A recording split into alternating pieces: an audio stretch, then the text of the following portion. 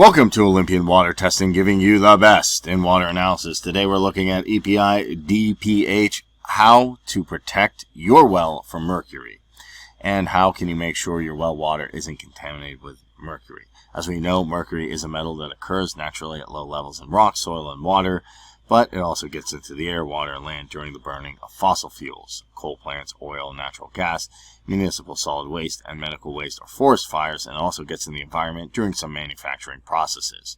So, how does mercury get into well water specifically?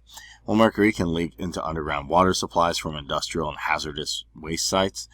Mercury in improperly disposed household products, such as mercury-containing outdoor paints, can move through the soil and reach private well water supplies. Past applications of mercury-based pesticides on agricultural land, such as farms, fruit orchards, can wash into nearby surface waters or travel through the soil into underground water supplies.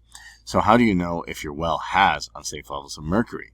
Well, you can contact the environmental health section of your local department to have your water tested, and also make sure to complement that with some third-party testing so you can make sure 100% that your well is not contaminated. Because sometimes with a well it's hard to know because you are mostly maintaining it as opposed to a municipal authority or a local authority. Now, you should have your water tested for harmful chemicals every 2 to 3 years or even more. Now, what do you do if you have high levels of mercury in your drinking water? Well, some things you can do are switch to bottled water for all drinking and cooking. Boiling water is not recommended as it can release certain forms of mercury into the air and even increase the levels of inorganic mercury in the water.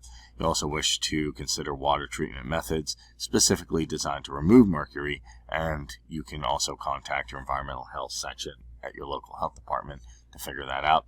In some cases, you might need to drill deeper into the well and tap a different aquifer, underground water, or get an alternative source of drinking water such as public or city water. Now, you might be thinking, okay, well, how can this affect my health? Well, high levels of mercury can cause serious damage to their brain, nervous systems, and kidneys, and children under 15 and developing fetuses are at greater risk for harmful side effects of mercury. So it's something to definitely keep an eye out, especially if there are young children involved, and especially if you have a well and you're maintaining a well yourself. Now, when should you see a doctor if you do think something has happened or if you've been exposed to too much?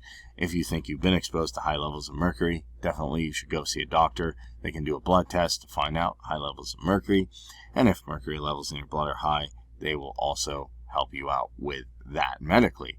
But a good way to prevent all this, especially if you have a well, is to have your water periodically tested for high levels of mercury.